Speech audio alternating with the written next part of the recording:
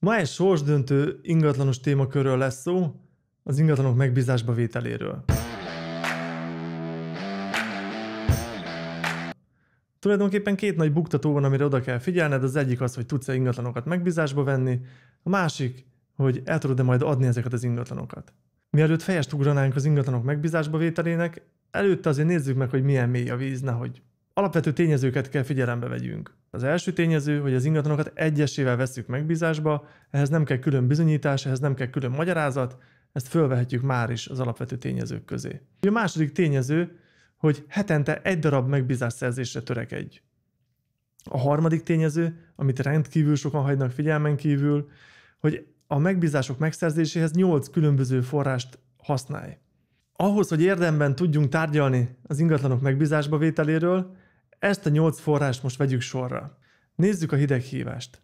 Szerinted, ha hetente 60 percet szánsz hideghívásra, ami mondjuk 5 darab tulajdonos felhívása, abból lehet egy darab ingatlan megbízásod? A második kérdésem az, hogyha hetente 60 percet rászánsz szórólapozásra, és kiszórsz mondjuk 100 darab szórólapot, akkor jelentősen megnőnek az esélyeid, hogy az egyetlen egy megbízás meg legyen? A harmadik forrásunk a közösségi média. Hogyha a közösségi médiában hetente egy ilyen kis rövid történetet megosztasz, szerinted eszükbe fogsz jutni az ismerőseidnek, amikor eladó ingatlan kerül szóba? Nagyobb eséllyel fognak neked megbízást adni? A negyedik, amikor vevőjelöltekkel találkozol a piacon. Gondot fordítasz arra, hogy meghallgassd őket, fölrögzíted őket a vevőjelöltek közé. Szerinted, ha hetente tartod velük a kapcsolatot, és erre rászánsz 60 percet, hamarabb fogsz megbízásokhoz jutni? Adhatnak a vevőjelöltek neked megbízást? Aztán az ötödik, ha minden héten 60 percet rászánsz a meglévő megbízóidra, lehet, hogy szívesebben fognak a családi körben, vagy a baráti körükben ajánlani? Hát persze, ez is egy nagyon-nagyon fontos forrása a megbízásoknak. Aztán menjünk tovább.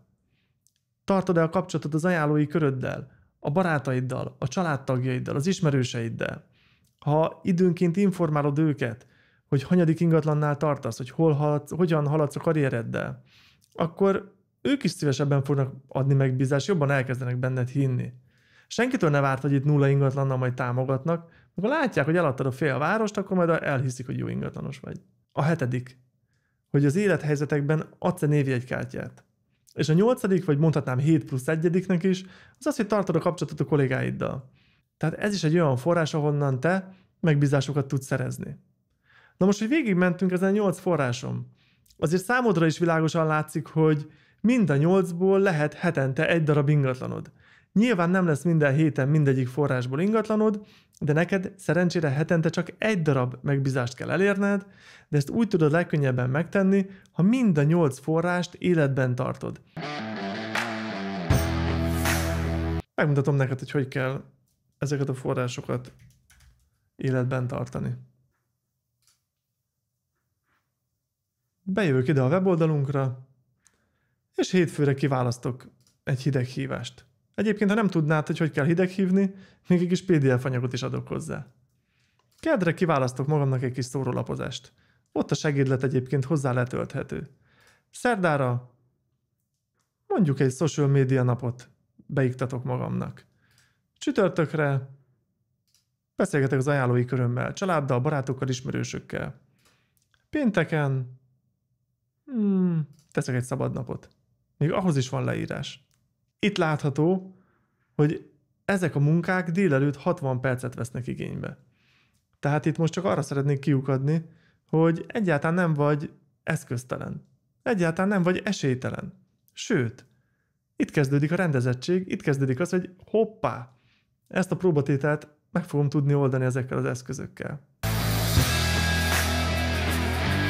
Oké, most beszéljük meg, hogy mi lesz, ha nem így csinálod. Ha nem követed ezt a kis 60 perces időbeosztást, nem fogod minden 8 forrást használni ahhoz, hogy legyenek ingatlanjaid, akkor nagy valószínűséggel ki fogsz magadnak nézni egy forrást, mondjuk a hideghívást, amit klasszikusan szoktak, és nyomod, mint süket a csengőt. Garantálom neked, hogy 1-2 hét múlva már alá fog hagyni a kedved, sőt, azon fogsz gondolkodni, hogy egyáltalán ennek mi értelme van. Hogyha nem akarod figyelembe venni a tényezőket, ha 1 hét alatt akarod felépíteni a karriered, akkor zsákutcába fogsz kerülni, és biztos, hogy a sikertelennek táborába fogsz tartozni. Egyébként tudod, hogy 10 próbálkozók közül hánynak sikerül elindulnia? Körülbelül 1-nek.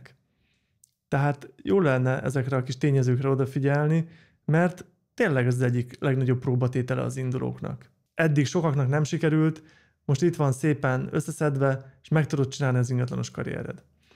Most nézzük meg, hogy mi van akkor, hogyha betartod ezt a kis 60 perces szabályt, és mind a 8 forrást használod az ingatlanok megbízásba vételére. Akkor egy kiegyensúlyozott, komfortos menetrendet fogsz kapni, és ebben hol innen, hol onnan fognak jönni az ingatlan megbízások. Egyszer csak azt veszed észre, hogy már 30 darab ingatlan megbízásnál jársz, és folyamatosan jönnek az adásvételek. Persze ehhez át kell majd menni a második nagy próbatételen, azon, hogy tudsz-e eladni, de ezt majd egy későbbi leckében fogjuk megbeszélni. Ma ezt az első nagy próbatételt tudtuk kinyugdíjazni. Köszönöm szépen, hogy velem tartottál, találkozunk a következő leckében.